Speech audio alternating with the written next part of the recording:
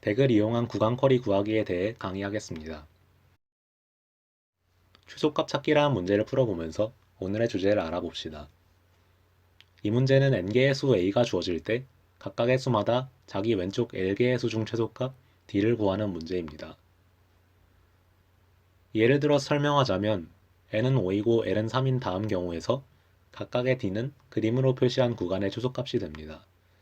이 경우에 우리가 출력해야 하는 정답은 d의 값을 순서대로 나열한 2, 2, 2, 3, 1입니다.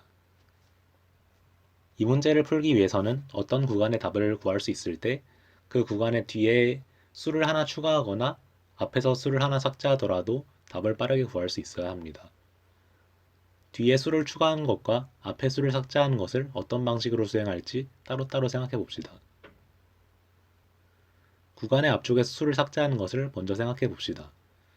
만약 삭제하는 수가 구간 안의 최소값이 아니었다면 답은 변하지 않고 그대로 유지됩니다. 삭제하는 수가 최소값이었던 경우가 문제인데요. 이 경우에는 다음 답을 어떻게 구할 수 있을까요? 여기서 다음 답은 최소값이었던 1보다 오른쪽에 있으면서 범위 안에 있는 수 중 가장 작은 수인 2가 됩니다. 범위가 고정되어 있으면 최소값을 삭제했을 때 다음 답, 그리고 다음 답을 삭제했을 때 다다음 답 등이 모두 고정되게 되는데 이러한 답들의 위치에 체인을 저장하고 있다고 해봅시다. 그렇다면 앞쪽에서 삭제가 몇 개가 일어나든 항상 최소값을 구할 수 있게 됩니다. 예시를 통해 삭제가 일어날 때 체인을 관리하는 방법을 알아봅시다. 처음에 1324가 있을 때 체인의 맨 앞수가 1이므로 1번 위치에 최소값이 있게 됩니다. 1을 삭제하면 1이 구간의 최소값이었으므로 체인의 맨 앞수를 삭제해 주어야 합니다. 2를 삭제하고 나면 체인의 맨 앞수는 3이 되고 3번 위치에 최소값이 있게 됩니다. 3은 구간의 최소값이 아니었으므로 2를 삭제해도 체인의 내용은 변하지 않습니다. 따라서 그대로 3번 위치에 최소값이 있게 됩니다. 2를 삭제하면 2는 구간의 최소값이었으므로 체인의 맨 앞수를 삭제해 주어야 합니다. 2를 삭제하고 나면 체인의 맨 앞수는 4가 되고 4번 위치에 최소값이 있게 됩니다. 이런 식으로 수를 삭제할 때마다 체인을 올바르게 갱신할 수 있습니다. 이제 삭제를 제대로 처리할 수 있으니 구간 뒤에 수를 추가하는 것을 어떻게 처리할지 생각해 봅시다. 구간의 뒤에 새로운 수가 추가되면 체인의 내용도 바뀌게 되는데 이를 올바르게 갱신해 주어야 추후에 삭제를 제대로 진행할 수 있게 됩니다. 체인을 관리할 방법을 생각해 봅시다. 기본적으로는 수가 하나 추가되면 체인의 맨 뒤에 추가한 수의 위치를 붙이면 됩니다. 그런데 어떤 경우에는 체인에 추가한 수의 위치를 붙이기 전에 체인의 뒤에서 수를 빼야 하는 경우도 있습니다. 새로 추가된 수가 원래 체인의 맨 뒤에 있던 수보다 작다면 다음 답의 정의에 따라 원래의 마지막 수는 체인에서 빠지게 됩니다. 아래에 든 예시와 같이 한 번에 체인에서 여러 개의 수가 빠질 수도 있습니다. 이렇게 몇 개의 수를 빼고 체인의 마지막에 새로 추가한 수의 위치를 붙이면 체인을 올바르게 관리할 수 있습니다. 결국 우리가 해야 할 일은 앞에서 수를 제거할 때 체인 앞쪽의 수 몇 개를 빼는 것과 뒤에 수를 추가할 때 체인 뒤쪽의 수 몇 개를 빼고 하나를 새로 넣는 것입니다. 이를 처리할 수 있으면 체인을 올바르게 관리할 수 있고 이를 올바르게 관리한다면 각 구간에서의 답은 체인의 맨 앞수로 구할 수 있기 때문에 문제를 해결할 수 있게 됩니다. 처리할 수 있어야 하는 연산은 체인의 앞뒤에서 수를 삭제하는 것과 뒤에 수를 삽입하는 것이 있는데요. 이는 모두 덱을 사용하면 구현할 수 있습니다. 덱에 대해서 모르시는 분들을 위해 간단히 설명드리면 덱은 더블-엔디드 큐의 줄임말로 양 끝에서 삽입 삭제를 할 수 있는 조금 더 일반화된 버전의 큐라고 생각하시면 됩니다. 이 자료 구조를 사용할 때는 직접 구현하셔도 되고 C++ 표준 라이브러리에 구현되어 있는 std 덱을 사용하시는 방법도 있습니다.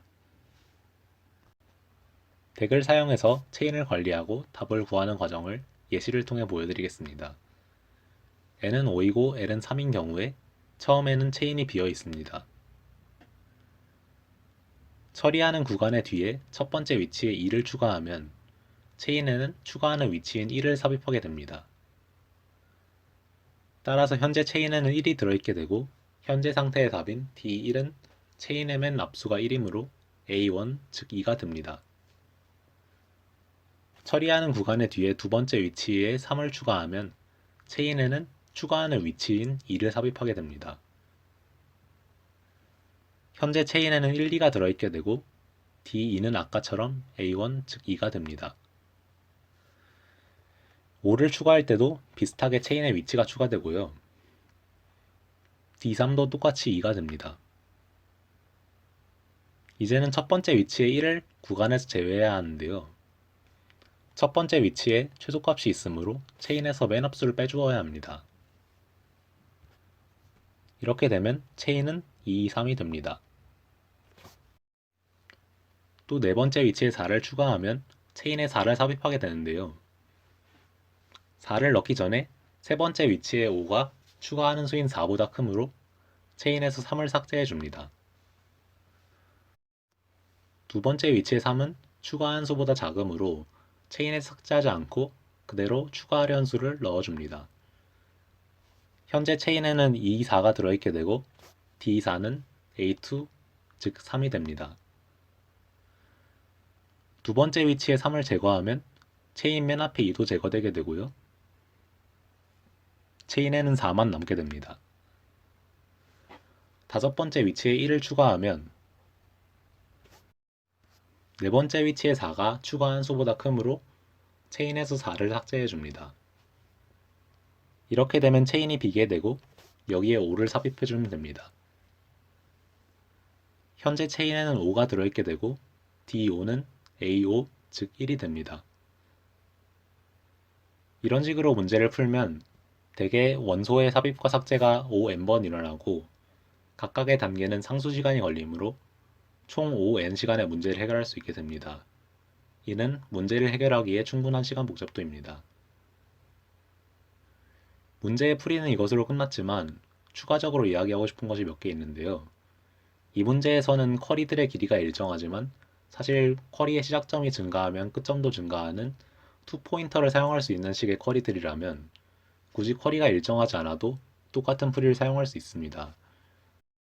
결국 이 풀이에 사용한 연산은 뒤에 수를 하나 추가하는 것과 앞에서 수를 하나 제거하는 것밖에 없으므로 결국에는 투포인터와 비슷한 방식이라고 생각하시면 될 것 같고요. 또 이 풀이는 모든 종류의 쿼리에 사용할 수 있는 것이 아니라 맥스나 민 등의 제한적인 연산에서만 사용할 수 있으므로 이 풀이를 사용하기 전에 이 풀이를 써도 문제가 없는지 잘 생각해보고 문제를 푸시기 바랍니다. 이것으로 강의를 마무리하겠습니다. 감사합니다.